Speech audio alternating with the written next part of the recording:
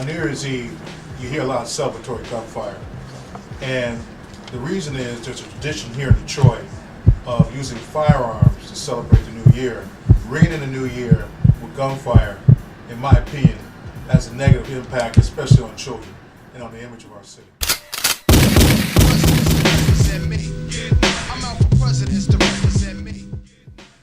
Every year, as the nation and the world usher in the new year, gun holders, uninformed about the dangers of shooting into the air, shower the neighborhoods of Detroit with unnecessary gunfire.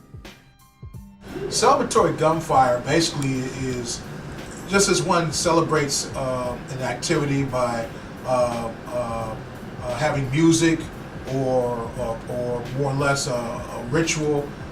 Here in Detroit, this ritual has itself grown to a level where it shouldn't, where people actually will go out and use AK-47s, small sidearms, rifles, what have you, whatever they've got to ring in the new year, and teach their children to do that.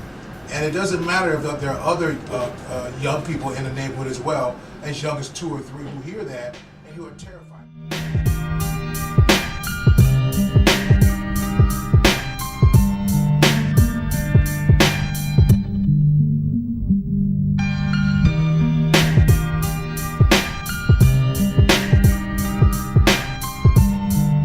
Are you familiar with celebratory gun shootings? If so, when were you first exposed? Like I said, I grew up here. I was raised here in Detroit. I grew up here. I was exposed to it. For my latest memory, I'm gonna have to say that it was probably when I was back like 5 or 6 years old. And you hear the shootings, you hear your parents like, they get out to the floor. What is a typical New Year's Eve celebration? I'm gonna shoot. I'll shoot their guns off in the backyard. What do you do? Sit at home, watch YouTube. Like, no, when you're talking about they're shooting it off in their backyard, is that like in an area where there's not any other houses around them, or is there like a lot of other houses around them? There's a lot of houses around them. So they're like in their backyard shooting off guns, and there's a bunch of other houses like right there where they're shooting off. Yeah, and they take turns passing the gun around. Gotcha.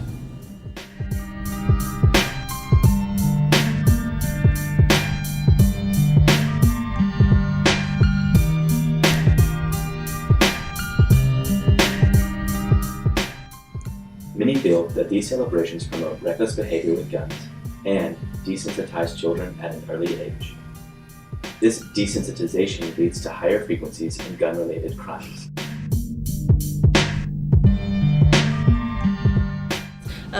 August 1st of 2009, my big brother, Justin Solomon, he was 19 years old. Someone shot him with the AK-47.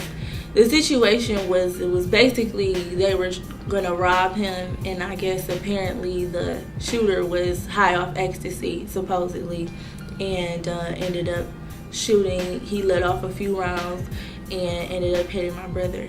So I was definitely affected by that.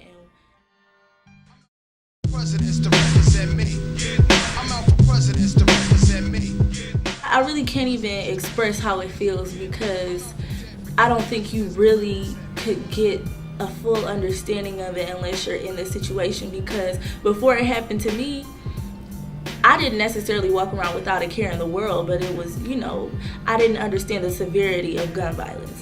I didn't understand the importance of stopping the issue. I knew that that's what I worked with in the program, but I didn't know how important it was or how severe it was in the community. And having that happen to my brother, it's like every other case of young guys dying due to gun violence was just, it was overwhelming. A lot of my uncles got locked up, armed robbery. What'd you do when you robbed them? Like, I don't know, how would you rob somebody? You just hold a gun up to their head? You point the gun out, tell them to run, everything. What's going on, man? What's up? What's poppin'? This event is so surreal, and every time I think about you, my heart is stopping.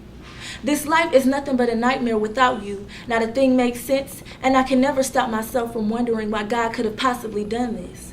To me, to my mama, and to my daddy, almost in a sense, tearing away at our family tree. But I can't be selfish, you see. I just have to be thankful for the 15 years he did have with me. But oh, how I miss him so dearly. And no matter how much everyone else hurts, their pain will never be as nearly as severe as mine. Taking the life of a person so kind-hearted was definitely a crime.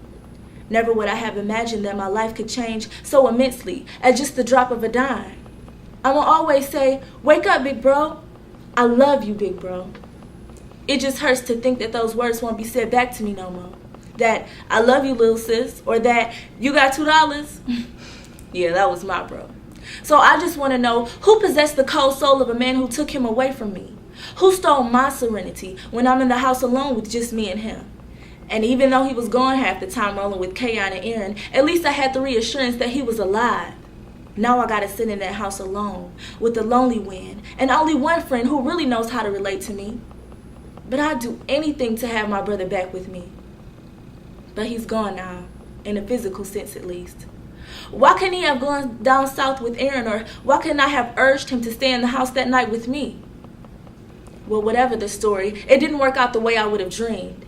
Instead, I woke up in a nightmare-type setting with a pain that can never be eased. He may not have been an East Warren king, but I know that he touched many lives with just the simplest things.